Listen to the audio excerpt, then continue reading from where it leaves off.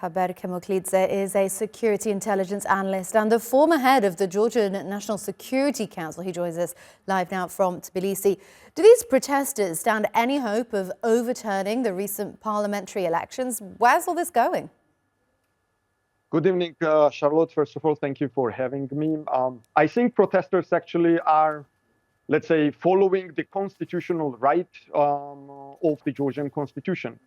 And the Article 78, absolutely black and white, presents then the Georgia's geostrategic interest is the European Union integration. And I think the government of Georgia just betrayed the constitutional Article 78. And I do believe that it is going in the right direction right now, which has to be going for many, many months, despite the fact that the Georgian government decided to undermine its European Union and Euro-Atlantic aspiration. So how does this get resolved then? I suppose either the current government has to say that it will allow for EU accession talks to continue, or these protests will continue, or I suppose perhaps fresh elections? What do you think? What do you see? Well, one of the solutions is going to be the fresh elections, I would say, but even the fresh elections without the proper reshape of couple of very important, vital, I would say, institutions within the Georgian government will not make any sense. Because Georgian Dream, the ruling party, relies on that very loyal institutions, not to the Georgian constitution, but to only one single man who controls everyone and everything within Georgia, and that's Mr. Ivanishvili.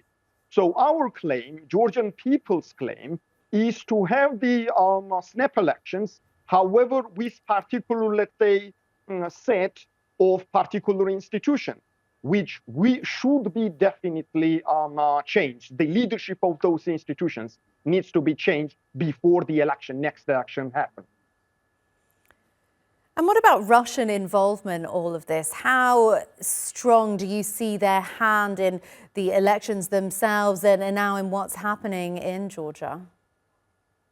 Well, Russians, I think, have been quite actively, to be honest, involved in the pre-election campaign. One of the very brilliant and very black and white cases, actually, we faced ourselves. Former Prime Minister, for example, Kakhaber, while having a meeting with one of the directors of the observation mission during the pre-election campaign, have been surveillanced, actually, according to our information, by the Russian operatives, absolutely freely working within the Georgian jurisdiction, which is a clear indication that Russian, let's say, forces, Russian intelligence services have been not only observing through the distance the ongoing developments, but from the operational standpoint, from the intelligence standpoint, they have been directly involved within the operations there.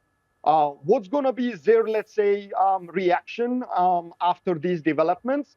That is very difficult to assess now, analytically very difficult. However, I'm sure that they will not be very happy to lose Georgian Dream, because Georgian Dream became the geostrategic, let's say, their geostrategic interests, classic implementator on the ground.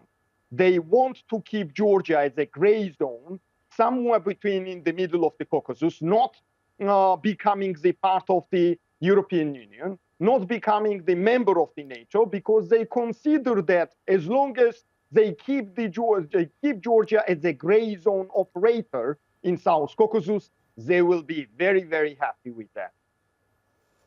All right, of course, Russian security official Dmitry Medvedev saying that an attempted revolution was taking place in Georgia. We will, as you say, have to wait and see what happens. Thank you so much for joining us on TRT World. Pleasure was mine, Charlotte.